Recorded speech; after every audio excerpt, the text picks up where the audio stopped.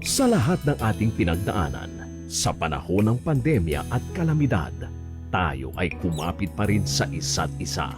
At buong tiwala ninyong ipinakita ang inyong suporta sa serbisyo at paglilingkod namin sa paghahatid ng tamang balita at impormasyon, tulong na galing sa aming puso.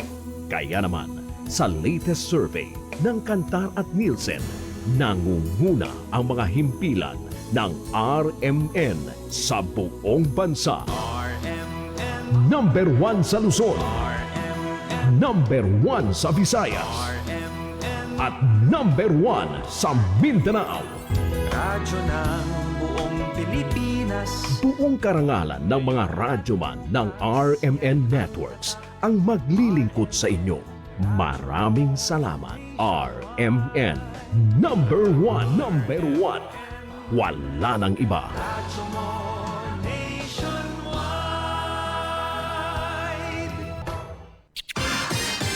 Ito ang DXMY. The Music and News FM station of RMN. Sa Cotabato. 90.9. DXMY. Oras mga kasama sa buong kapuluan, tatak alas 7:46 ng umaga. Tatak RMN. RMN News. Diretso Balitang Cotabato.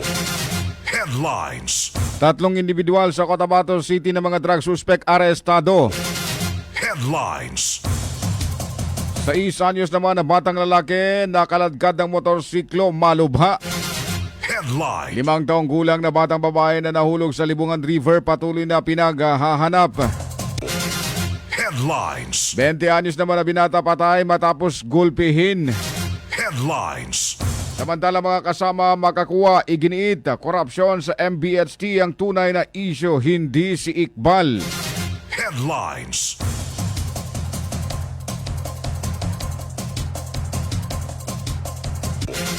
Headlines. Farm Chief Minister Abdul Rauf Magakuha nagsalita hinggil sa isyu ng ni Minister Mohagir Iqbal ng Ministry of Basic Higher and Technical Education. Headlines. Samantala mga kasama, Recover Farm Movement na nanawagan kay Chief Minister Magakuha na makipag-dialogo sa MILF Central Committee. Headlines. Recover Farm Movement na rin, umapila naman ang pagkakaisa sa mga leader ng Bangsamoro. Headlines.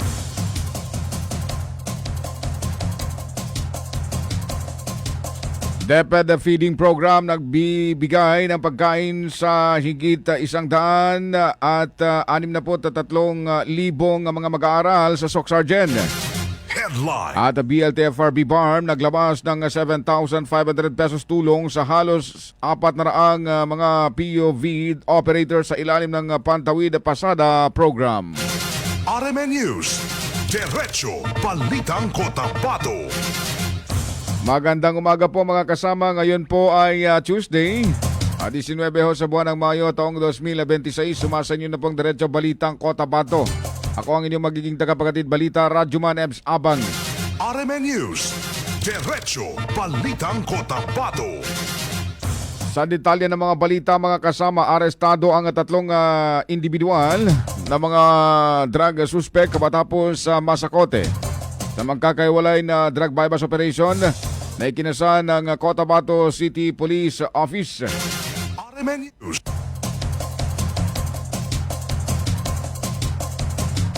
Sa ulat mula sa CCPO, unang nasa kote ng City Police Drug Enforcement Unit ang isang individual kahapon sa bahagi ng Puruklawan, Manday Street, Mother Barangay Bagwa, Cotabato City. Kinilala ng CPDO ang naarestong individual na si Fahad. Umano'y street level individual, 27 anyos. Hiwalay sa asawa, habal-habal driver, residente ng Manday Street, Mother Barangay Bagwa sa lungsod. Nakuhanan umano ang suspect ng isang maliit na plastic sachet na naglalaman ng hininalang shabu na may timbang 0.05 grams na nagkakalaga ng 340 pesos object of sale. Samantala mga kasama, kumasa rin ng drug bypass operation ng PNP Station 3 kung saan isa pang o dalawa pang individual ang nasa kote naman sa bahagi ng Purok Islam, Barangay Poblacion 2, Cotabato City. Kinilala ng Police Station 3 ang mga suspect na sina Abu Salam Mentang alias Abu, 48 anyos, may asawa, at Dato Awal Salik Biwang alias Dato, 39 anyos, may asawa, paing-paing driver, kapwa residente ng Tamsi Road sa Poblacion 2. Ayon kay Police Captain Al Grahamad Pompong, officer in charge ng nasabing himpilan, nakuha mula sa mga suspetsado ang dalawang plastic sachet na naglalaman rin ng hininalang shabu na may bigat na 0.2 grams na nagkakalaga naman ng 500 pesos. Samantala, kinagabihan naman mga kasama, muli namang kumasa ang PNP Station 3 ng bypass operation sa bahagi ng Purok Balabaran, Mother Barangay Tamuntaka, Cotabato City. Ang suspetsado ay kinilalang si alias Maer, 28 anyos, residente ng Barangay Kalanganan 2 sa lungsod. Nakuha rin sa nasabing suspetsadong dalawang plastic sachet na naglalaman ng suspected drugs na may timbang 0.2 grams at nagkakalaga ng 500 pesos. Kapwa nasa magkakaiwalay ng lock-up cell ang nasabing mga individual na drug suspect at posibleng maharap ang mga ito sa kasong paglabag sa RA 9165 na isasampa laban sa kanila. RMN News, Diretso Balitang Cotabato.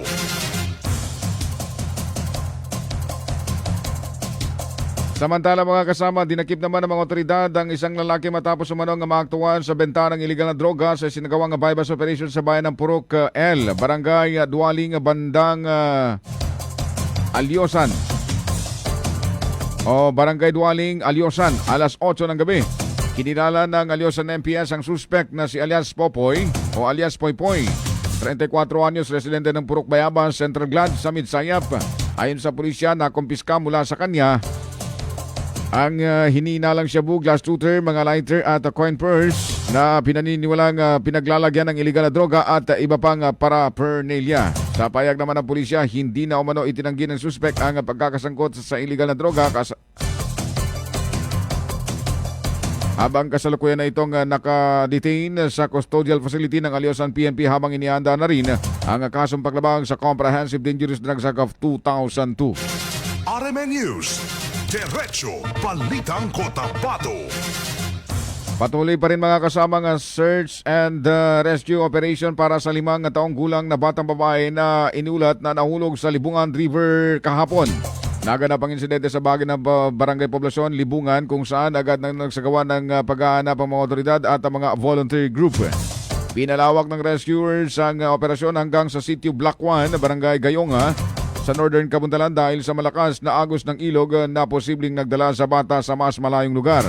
Katuwang sa operasyon ng MDRRMO Libungan, barangay officials, mga residente at mga voluntaryo mula sa grupong responders ng Midland. Nananawagan naman ang mga otoridad sa mga residenteng naninirahan malapit sa pampang ng ilog na agad na makipag-ugnayan sa lokal na pamahalaan o rescue teams kung may makikitang anumang impormasyon na may kaugnayan sa nawawalang bata upang mabilis ang operasyon. RMN News, Diretso Balitang Cotabato.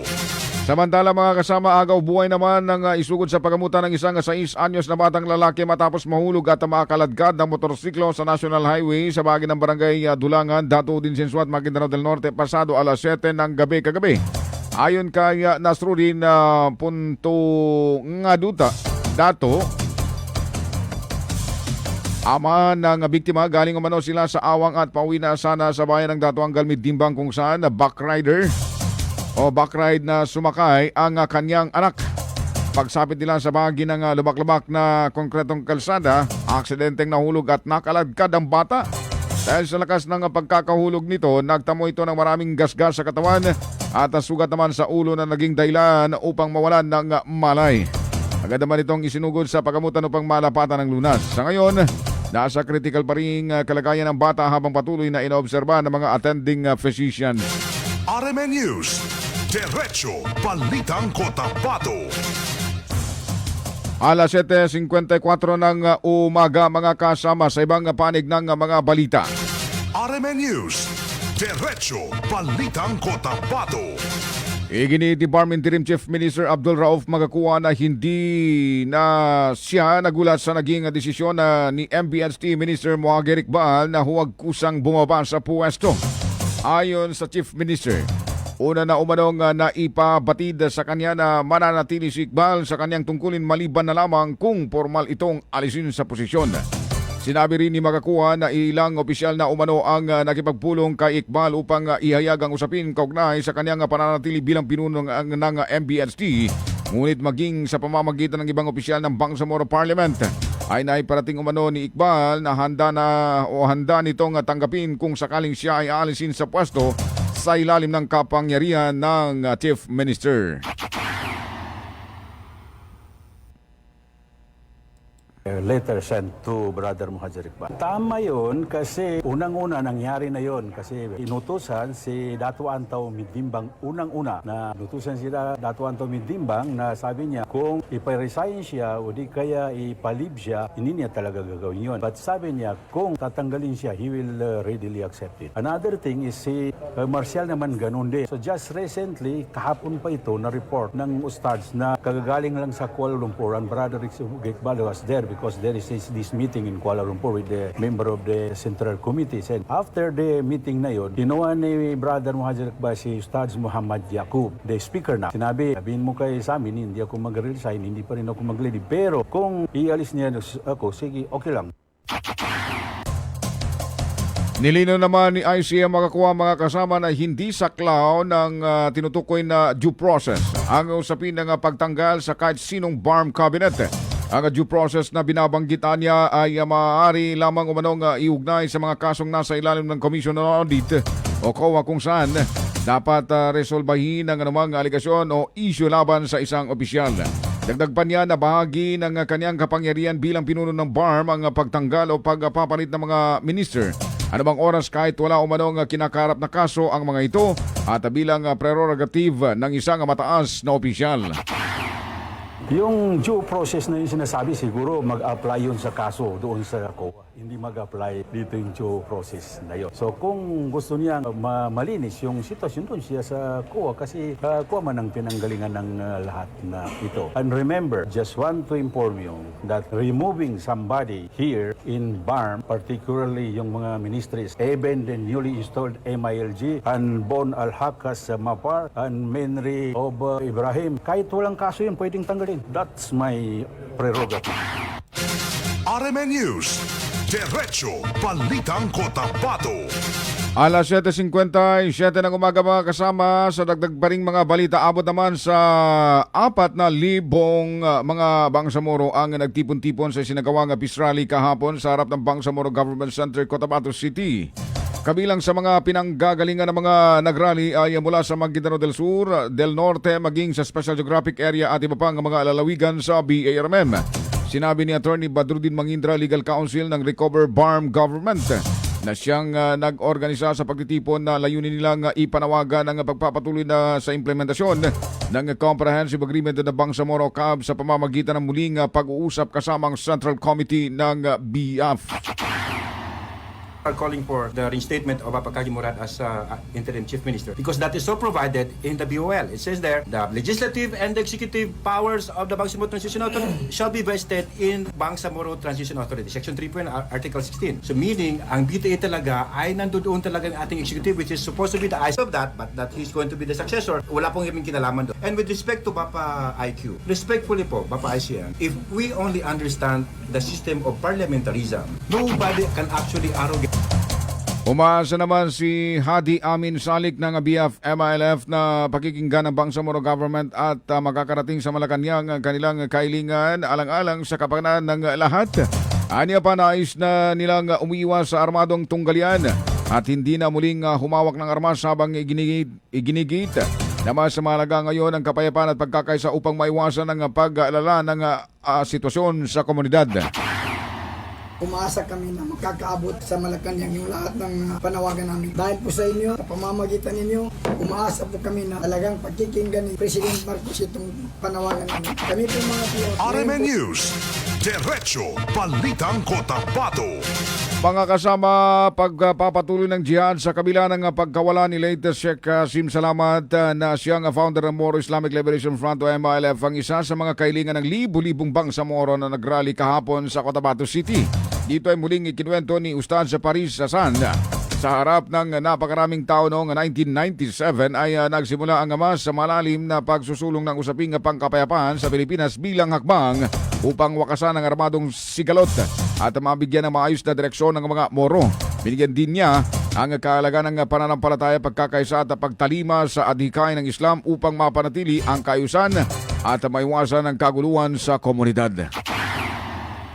Yarhamu na yabi tiyaning kanumarakaataw na enteng tigini makasambi sa aki kanuliano kaganat ko sa dunya na kalimulimbo na italusin sunya bagiha pisabilillah sa pangilay nila ni apyang ini ukitin makaukit man sa politika na italusilan asa.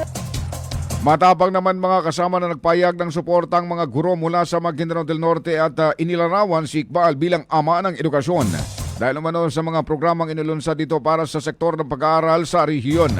Binigyan din ni Maguindanao del Norte Assistant School Division sa Superintendent Sara Bansil na layunin ng kanilang pagtitipon na ipakitang suporta at pasasalamat kay Iqbal sa mga hakbang para sa pagpapalawak ng akses sa edukasyon sa Bangsamoro. Iginit din ni Bansil na ang mga guro hindi nakikialam sa usaping politikal, ngunit bilang bahagi ng sektor ng edukasyon ay nais nilang ipayag ang kanilang paninindigan para sa kapakanan ng mga mag-aaral na future ng mga Bangsamoro. Mga guro ng Maguindanao del Norte, lahat po kami ay nandito sa araw na ito upang ipakita at iparamdam sa ama ng education na si Minister Iqbal ang ama ng education at walang iba. Sir Iqbal, siya lang ang nag-iisa. Sa dami po ng ginawa ng ating butihing Minister Iqbal para sa education, para sa batang Bangsamoro ay hindi matatawaran. Naiyak si Ma'am. Takbir! RMN News, Diretso Balitang Cotabato. Oras mga kasama, alas 8:02 ng umaga.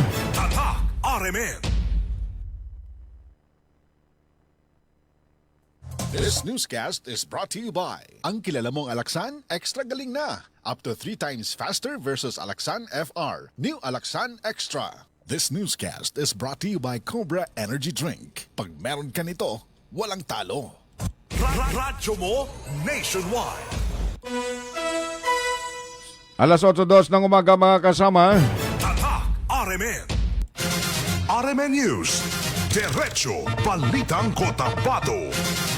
Sa pagpapatuloy pa rin ng balitan mga kasama, nananawagan ng mga kinatawan ng MILF CCCH sa media at ang mga vlogger na maging maingat at responsable sa pagpapalabas ng mga balita kaugnay ng tensyon at sigalot sa pagitan ng mga Bangsamoro. Ayon kay BF 128 Base Commander Councilor Abu Saima Hussein, na mahalaga ang malinaw at balanseng impormasyon na maiparating sa publiko upang maiwasan ang lalong paglala ng sitwasyon. Iginit niya na nakakaranas na sila ng matinding pagod at trauma dahil sa patuloy nilang pagkikialam at pag-aayos sa mga alitan sa loob at labas ng komunidad. Kami po ay umaapela sa inyo, lahat ng mga media, na kailangan fair talaga ang pagpapalabas sa isyu. Pangalawa, yung mga vlogger nag-ignite ng problema, sana huwag natin yan kukunan ng caption. Kasi for your information, kami sa MILF CCCA na nag-umpire sa lahat ng gulo dito sa BARM, outside of the BARM. Dito si attorney, kasama ko si Kajamin. Ay talagang trauma na kami, napapagod na kami sa... Ibinahagi rin nila na ilang beses na silang nalagay sa panganib habang nagsisikap na mamamagitan sa mga kaguluhan, kabilang ang umano'y pagbabaril kahit sila ay nasa gitna ng negosasyon at pagresolba ng tensyon. Hinimok ni Abu Saima ang publiko na huwag magpakalat ng mga payag o content na maaaring mag-udyok ng hidwaan sa pagitan ng mga grupo. Nananawagan din sila sa mga lider ng Bangsamoro na ibalik ang pagkakaisa, pagmamahalan at pagkakaunawan upang habang isinasaalang-alang ang libu-libong buhay na nawala sa mga nagdaang dekada ng kaguluhan sa rehiyon. Ilang beses mismo kami nagpapasipay sa mga gulo. Kami na mismong binabanatan, binaril. Kahit alam ng mga tao sa gitna kami. Kaya yun ang appeal namin. Salamat kay ma'am na magtutulong-tulungan tayo paglabas isyo, mga report. Na yung talagang RMN News, Diretso Balitang Cotabato. Humigit kumulang naman mga kasama, 1,400 na mga miyembro at mga commander ng Moro Islamic Liberation Front, the Bangsamoro Islamic Armed Forces of MILF-BF ang formal na nanumpa bilang bagong kasapi ng Bangsamoro Federalist Party sa isinagawang Bangsamoro Unity Assembly sa Midsayap, North Cotabato. Karamihan sa mga lumahok ay nagmula sa iba't ibang barangay ng Special Geographic Area o SGA. Pinangunahan ang seremonya ni Tomanda Antok, SGA Administrator MP Boots Malang at party nominee Junaline Sumlay. Dumalo rin sa pagtitipon ng ilang opisyal ng BF Base Commanders at mga personalidad mula sa Bangsamoro Parliament bilang pagpapakita ng suporta sa aktibidad. Ayon sa mga organizer, layunin ng pagtitipon na pagtibayin ang pagkakaisa at pagkikilahok ng mga dating combatants at komunidad sa demokratikong proseso sa Bangsamoro. Binigyan din sa programa ang kaalagaan ng kooperasyon at partisipasyon ng mamamayan para sa pagpapatuloy ng kapayapaan at kaunlaran sa rehiyon. Radyo mo nationwide. Alas 8:06 na po ng magandang umaga mga kasama. RMN. Morning muna sa mga nakatutok, si Melga Junega, Quezon Alcalde, the best talaga sa balita. Maraming salamat po. Si Boss Rico, good morning kuya, pa-shoutout watching from Tunggul Datu Muntawal. Saida Mamayog, Balunsay, Barangay Matagabong, Ampatuan, MDS. Samsudin Mama Saunda, good morning. Magandang malamig na umaga ho mga kasama, mabasa, madulas. Ang araw natin ngayon dahil biglang umulan kanina nang hindi inaasahan. At siyempre papalapit na rin ang June. Malapit na rin ang rainy season mga kasama. Kaya magdala ng pang-cover, payong, pang-shield pala, payong, raincoat, kalo, jacket, o ano man pwedeng magiging shield natin sa ulan. Bago kayong alis mga kasama, susunod ang programang Doc Ano Ba To? Kasama dyan si Radyoman Sir Michael Suan at Radyoman MPMH Minister Dr. Kadil Jojo Sinulinding Jr. Ngayon po ay May 19, 2026. Sa ngalan ng ating station manager, Radyoman Sir Erwin Kabilbigan, sa ating news center, ating news director, Radyoman Ma'am Daisy Mangod, Radyoman Juldi Mapalaw, at siyempre sa ating kasama sa kabilang silid sa technical, Radyoman Chief Alvin Castellon, sa digital si Radyoman Ricardo Kuya Eric Madamba Jr. Ang inipong lingkod, Radyoman M. Sabang, magandang umaga, tatak RMN. Buo ang integridad sa pagkalap at paghahatid ng mga balita. Walang haka-haka, walang duda, buo at totoo ang mga balita. Kapag tatak RMN.